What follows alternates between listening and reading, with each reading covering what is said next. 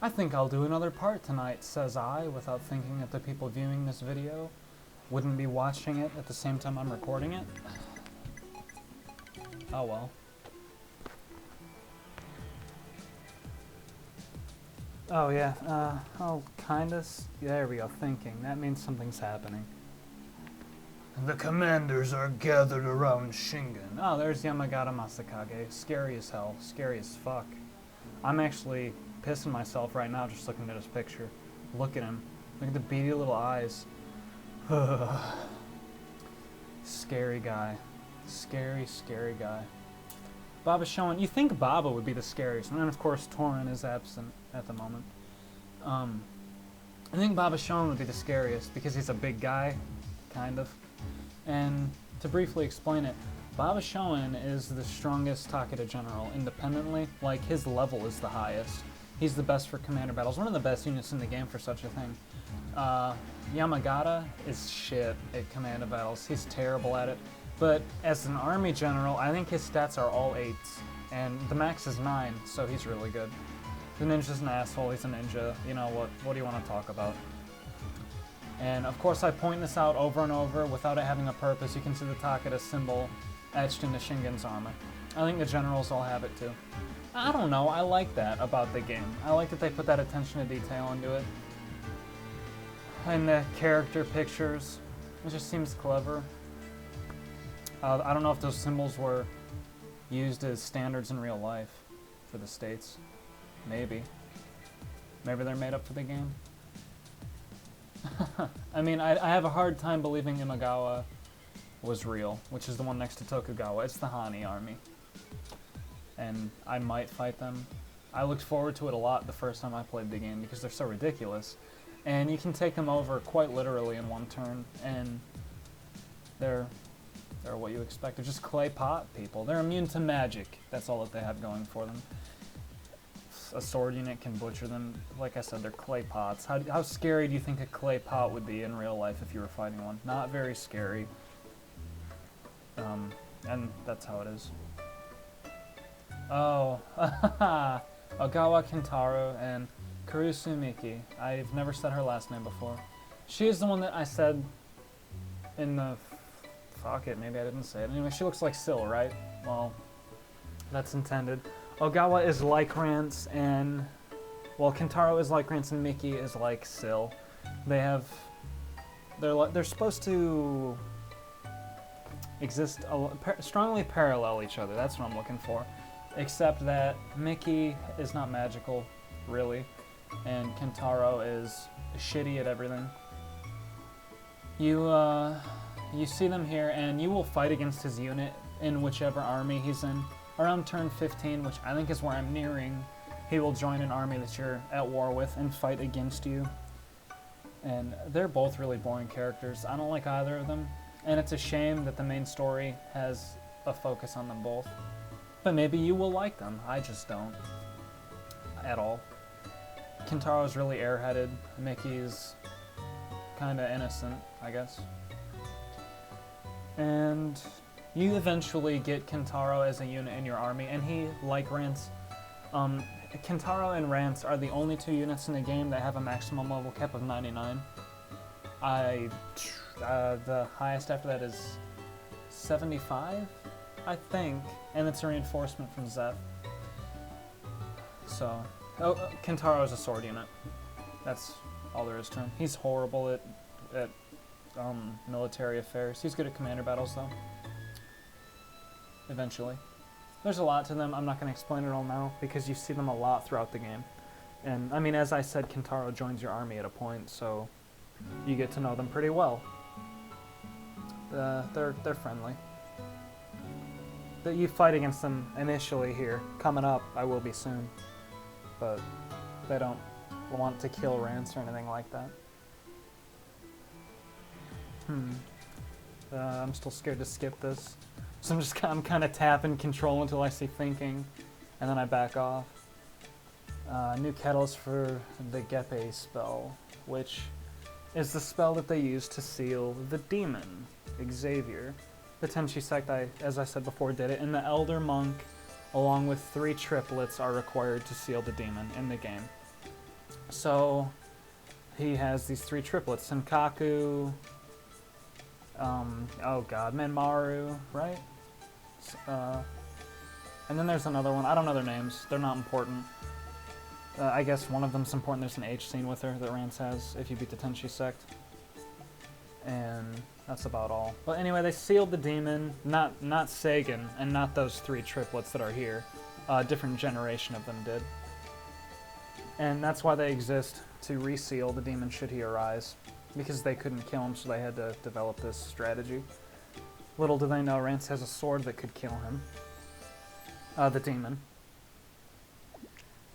And that's what they're talking about there. Get some gold, baby, get some gold. Something bothering her? I don't know. Oh yeah, she has to do more work because her brother's not there. And she's stressed out because she doesn't have any friends or anything. You know, the only person she had was her brother. Her parents are dead. Her brother's wife is dead. She has no other siblings. She has no friends. She only has, like, her brother and 3G and Rance now. And Renmaru protects her, and Katsui likes her. They all like her, but, you know. And right there what you saw was the gourd from Ashikaga being taken by one of the agents, and now Nobunaga has it. So this will be the 2nd gourd. Like I said before, once it gets to 5, game-changing event occurs, and you want to try and conquer as many territories as possible before that happens. I should probably pick up my pace a lot. I'm moving along slowly. I mean, all the ones you don't conquer before that become difficult to get. And of course you can only get the commanders from those armies if you conquer them, which is kind of backwards if you think about it. You'd want to ally with them, not destroy them utterly, but that's how it goes. So 1/4, which means, yeah, 2 times 4 is 8. Oh my god, there are 8 gourds. Look at that, I'm so good at math. And so he's at 2 out of 8 gourds. Cool job. He'll just keep going. And you can't stop that from happening. So, not really. All the other routes have this, well, they have up to the 5 gourds occur. The Kenshin route does, Ren's route goes up to 5 gourds, and Isoroku's route goes up to 5 gourds. They all do that. And of course the true route, which is what I'm experiencing now, does that. It has to. And because I'm in the true route, I try to stick to the canon characters and things. Like, that was my reasoning for getting reinforcements from Liasis instead of Zeth. It feels canonically appropriate. Having Hojo Son in my army is really high on my list of things to do because it feels so appropriate. But it's tricky. He feels more appropriate than Kenshin, certainly. But everybody loves Kenshin, so you want to get her. Oh god. Expensive. I should be able to do it this time. That's what I said last time. That's what I said for Hara numerous times. But I should be able to do it this time, you know? No worries. I will send in mostly the same shit that I sent in last time. Actually, all the same shit. Hopefully I'll get an assassination, though I'm not relying on it by any means. All of these units are one-shottable by Renmaru or Rance. Especially Rance has an attack arrow. This will be great. They all get to go. And Akechi only distributed three arrows, you know? 4, rather. I don't know how that works. And imagine that, a student assassinating one of her teachers. I wanted to do that throughout high school, jokingly. I didn't want to kill my teachers. Oh my god. Don't misunderstand me. Katsui got the defense boost as well. That's pretty much perfect, and in higher difficulties, you kind of rely on that stuff to happen. You send in a good tactician, you expect the right buffs to go to the right units. I'm probably playing the higher difficulties incorrectly though, but they're damn hard. And again, I'll just attack Katsui. Look at the bright side, even though I lost last time to Iga, this time around, maybe you'll see Inukai's attack, maybe you won't. because after this fight, you're not going to see him ever again.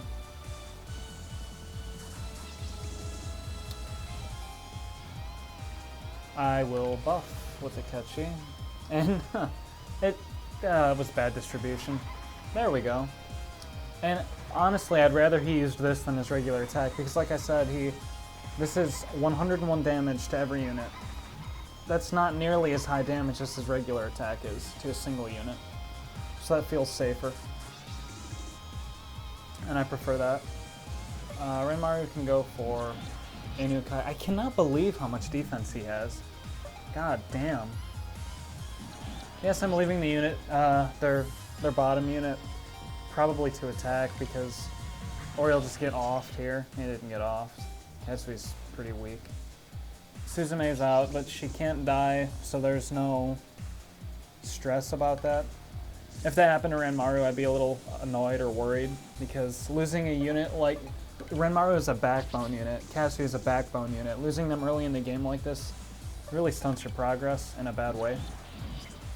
Akechi, not so much. Niwa, not at all. God, I mean, Renmaru, I'll be honest with you, Renmaru and Katsui are both boring units to me, because you get them in every single playthrough. But they're good. I mean, you need them. And now Katsui's full smiley faces. Thank God. Get him an upgrade. No, he goes there looking for Inukai, which is silly of him. King of the ninjas, let me just go hunt him down. That sounds safe. And you saw what Inukai did to those rebels beforehand. So all the awesome music just comes to an end immediately. You know, scary. And Suzume just forgets about something.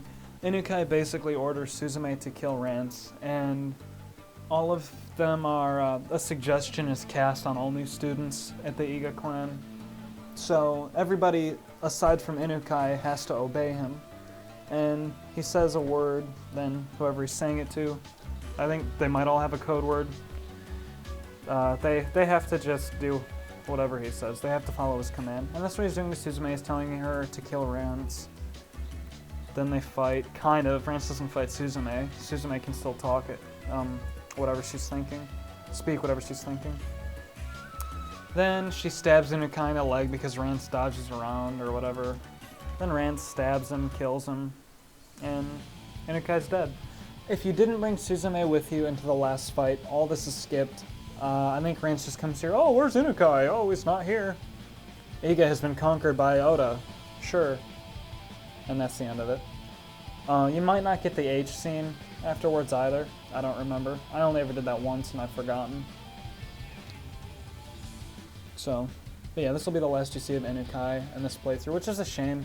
He's a pretty cool looking guy, pretty cool looking unit. And a very good one. He's really hurt a lot though because he only has 3 action flags. 3 is not what you want. A really good unit has at least 4, typically. I mean, Kenshin is plagued with the same problem. She has 3 action flags. And you notice it later on when you've got, like, Rance will get up to 5. And he's just infinitely better than Kenshin. And Suzume is not better than Inukai ever, because she's Suzume. Kento Kanami can be better than Inukai, though. Well, they both can. I just choose not to make her better than Inukai. So this goes on and on and on until Inukai's dead. Which happens kind of here. Or no, Rance gets stabbed. There you go. I'm off. I'm off on my sounds, the stab sounds. Steam erupts from Rance's head.